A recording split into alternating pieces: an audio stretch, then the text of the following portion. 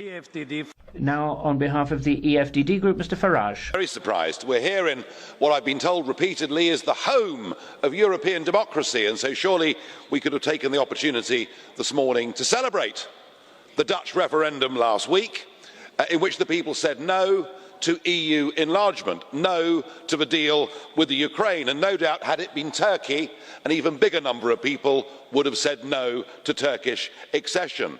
So it was a victory for democracy, but in particular it was a victory for a little organisation called Geenpeil, a group of young bloggers who managed to get together 427,000 signatures. So it was a victory as well for direct democracy, and this in the week when we remember that Gian Roberto Casaleggio, the genius behind the Five-Star Movement in Italy, has died. This, ladies and gentlemen, is the new politics. And yet, we were told by Mr Juncker that if the Dutch voted no, it would be a disaster. But he hasn't mentioned it today at all.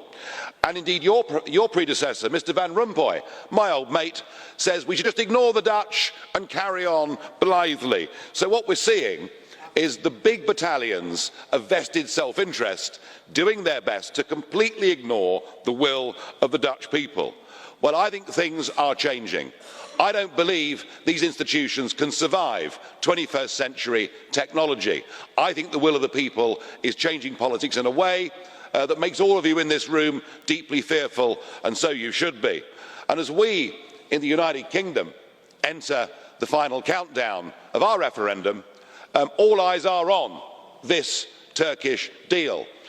And I think what we see is the bosses of the EU bowing and scraping before Mr Erdogan, who gleefully walks all over you, tramples over human rights at every level, and for Mr Juncker to tell us this morning that we're making progress.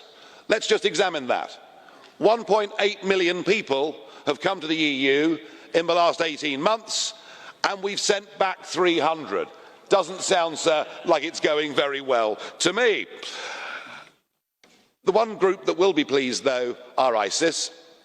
They have now managed to put 5,000 of their operatives into the European continent, according to the boss of Europol, something that should send a shiver down our collective spines.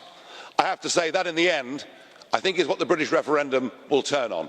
I think we will vote for Brexit, and the reason is we'll vote to put our own safety first. It is going to be, as it was in the Netherlands last week, a battle of people versus the politicians. You may have the big money and the big businesses and Goldman Sachs, but we've got our armies of bloggers, and in the end, the people's will is going to prevail. This place won't survive.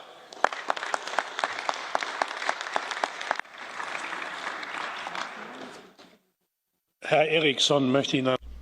Mr. Eriksson has a question for you. Go ahead. Thank you, Mr. Speaker.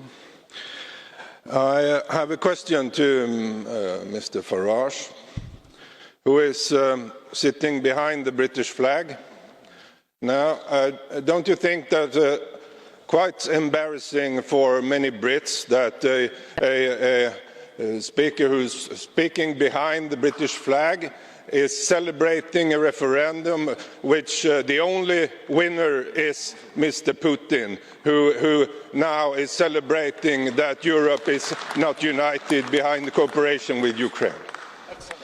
Bitte sehr, Herr Farage. Well, Go ahead, Mr. Farage. but I'm equally not very keen on going to war with Mr Putin. Strikes me as being a very silly idea. What did we do? We encouraged the overthrow of a corrupt but democratically elected leader in the Ukraine, and we, in effect, have poked the Russian bear with a stick, and we're surprised when he reacts. We shouldn't be. I think we should all have our own individual nation-state democracies, and I want a Europe, Mr Eriksson, where we trade together, cooperate together, work together, are friends and good neighbours with each other. What I don't want is that flag, an anthem, and all these presidents. I don't want political union. I want genuine European friendship.